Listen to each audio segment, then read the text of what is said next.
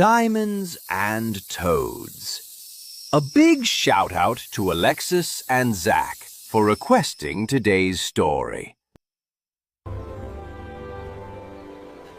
Once upon a time, in a quiet little village at the edge of a forest, there lived a widow and her 2 daughters.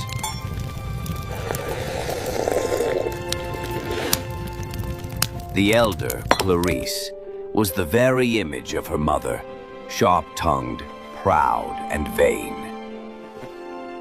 The younger, Marianne, was gentle, patient, and kind-hearted, just like her late father. Their cottage was humble, with ivy creeping up the stone walls and a small garden of herbs and wildflowers that Marianne tended daily. Though poor in possessions, it was often rich in the scent of rosemary and thyme. And when the sun set over the hills, the whole place glowed gold. But despite the simple beauty of their life, the house was full of discord. The widow loved her elder daughter dearly, too dearly, and could see no fault in her. Clarice was indulged in every way, praised for every word, excused for every cruelty. She dressed in ribbons and lace, even when there was barely enough bread on the table. Marianne, by contrast, wore plain dresses, mended at the hem and sleeves. She did all the work, fetching water from the distant well, washing clothes, cooking, cleaning, and tending the fire in winter. Her mother's voice was sharp whenever she spoke to her. Stop daydreaming, Marianne. You will never be anything but a servant if you keep your head in the clouds. But Marianne did not answer back.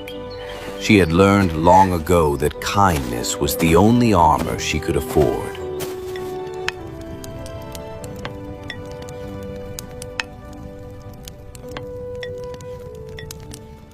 One summer afternoon, the sun was fierce upon the fields, and the air shimmered with heat. The widow realized there was no water left in the house. Marianne, go to the well at once, the one beyond the orchard. It's the freshest. Take the largest jug. Don't dawdle. It was nearly a mile away, and the path wound through dry grass and thickets of briar. But Marianne said nothing. She lifted the jug, tied a kerchief over her hair, and set off. The air was heavy with the buzzing of bees, and her feet brushed the dust of the path.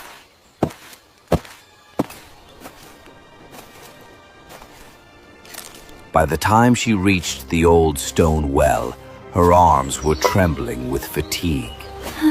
She lowered the bucket, filled her jug carefully, and sat on the edge to rest a moment. It was then she heard a faint voice. My dear child, might I trouble you for a drink of water?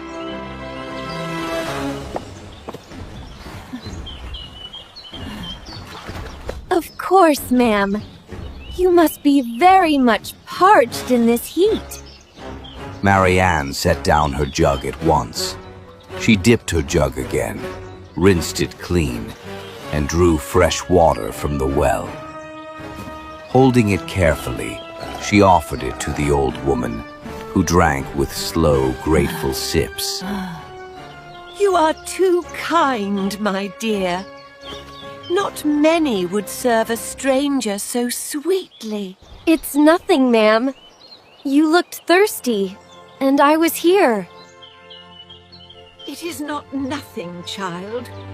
Few hearts are so pure that they do good without thought of reward. The old woman's eyes gleamed with something ancient and knowing. She straightened slowly, and in an instant, her form shimmered and changed. She was no longer a beggar, but a fairy, glowing faintly as moonlight. Forgive me. I did not know. You have done no wrong, child. You have shown a pure heart. From this day forth, every word you speak shall be a gift to the world. Flowers and jewels shall fall from your lips, the mirror of your kindness. A gift from my heart? Yes. Each time you speak, from your lips shall fall a flower or a jewel, the outward sign of your goodness within. Go now and speak with care. Before Marianne could find words to thank her, the fairy had vanished like mist in sunlight. Still trembling, Marianne lifted her jug and hurried home. When she reached the cottage, her mother and sister were waiting, impatient and cross.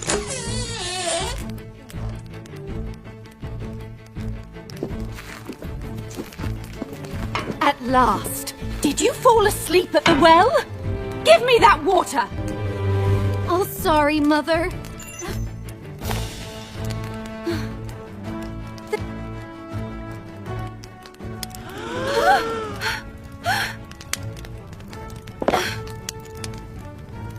Oh my goodness. Diamonds. Roses. Tell me, child, where did you get them? Marianne stammered, and as she spoke, more jewels, pearls, sapphires, and delicate blooms fell from her lips. The floor sparkled with them. Clarice gasped. Mother, she's bewitched. Bewitched? Nonsense. This is fortune smiling upon us. Marianne told the story as best she could, and with every gentle word, more gems tumbled down. Her mother gathered them greedily in her apron, her mind racing with the riches they promised. When Marianne finished, her mother gripped Clarice's arm. You must go to that well at once.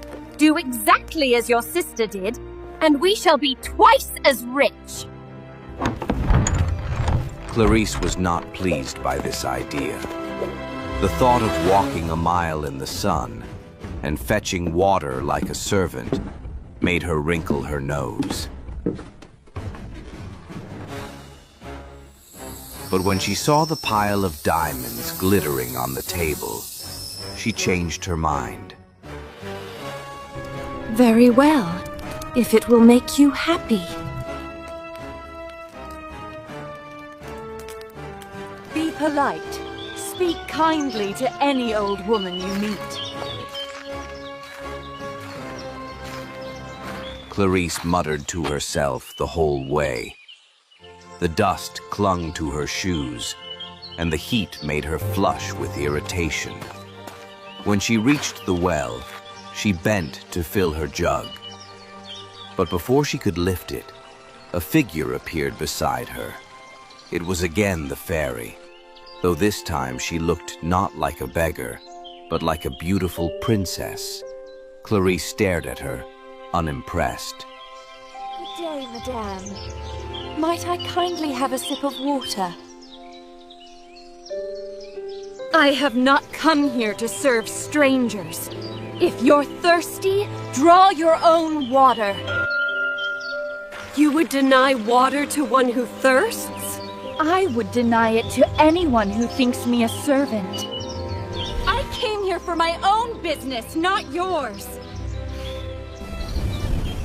Then you shall be rewarded according to your heart. Clarice blinked, startled, but shrugged.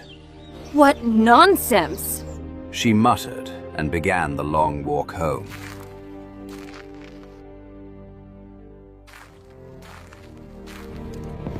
Please, Let her have met the lady. Please let her be blessed.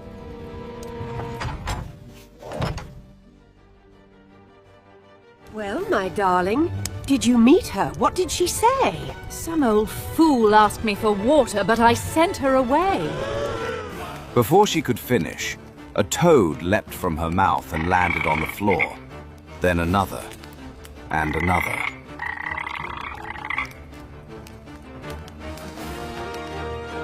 The next word brought a snake, coiling and hissing.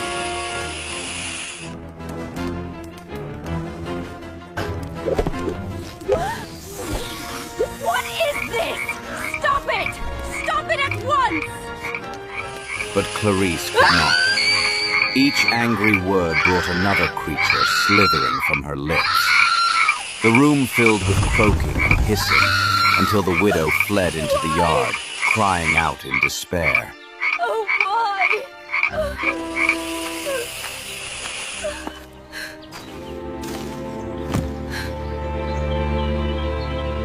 This is your doing! You've cursed your sister! No, Mother, Get out! You have brought ruin on your sister and on me!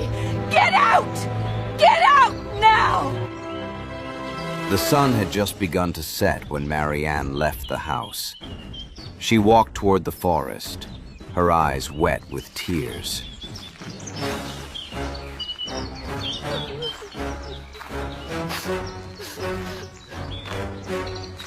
But not far along the road, a carriage approached. A fine one, drawn by white horses and bearing the king's crest upon its door. Inside sat the prince, returning from a hunt. When he saw the girl walking alone, he ordered the driver to stop. Young woman, are you in trouble? No trouble, my lord. Only sorrow. And as she spoke, pearls and lilies fell from her mouth. What miracle is this? He stepped down from the carriage and spoke with her. Her voice was soft as birdsong, and with every word she uttered, beauty itself seemed to take form around her. Petals on the breeze, jewels glinting in the light. The prince was utterly enchanted. Come with me. My father must meet the maiden whose words are jewels. Marianne hesitated, but something in his eyes, honest and gentle, made her trust him. She climbed into the carriage, and they rode to the royal palace.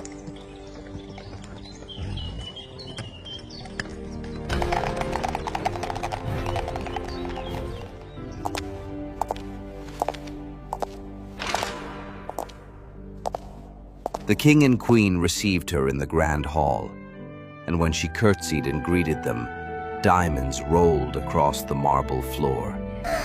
The courtiers gasped, and the queen's eyes widened. The court erupted in whispers. Such grace, such modesty. Surely heaven has blessed you. And what reward could be fitting for such virtue? If she will have me, father, let that be her reward. The king studied the girl for a long moment, then nodded. So be it. A woman whose words bear flowers will surely make the kingdom bloom. And so, Marianne became the prince's bride. Her wedding gown shimmered like moonlight, and wherever she spoke, blossoms scattered along her path. The people loved her for her kindness, her humility, and her radiant smile. Back in the village, things grew bleak. The widow, in her bitterness, found no comfort in her riches. The jewels she had gathered seemed dull and worthless now that her kind daughter was gone. What good are riches when joy itself has fled. As for Clarice, no one dared speak to her. The creatures that leapt from her mouth drove people away in fear and disgust. Even her mother, at last, could not bear it. You brought shame and misery on us both. Leave this house and never return. Mother, please. Why? Why must I suffer so? Clarice fled into the woods, weeping and cursing. But every curse brought more toads and snakes. She wandered, friendless and unloved, until at last she vanished from the world. Some say she still haunts the forest paths, her words croaking from the mouths of frogs by the well. As for the widow, her greed turned to madness. My treasures. My beautiful treasures. She lived alone, surrounded by the fading remnants of her stolen jewels, until one cold winter night, she was found dead beside the hearth. Years passed. Under the gentle reign of the prince and his fairy-born bride, the kingdom flourished. The poor were fed, the fields were tended, and the air of kindness seemed to ripple from the palace outward.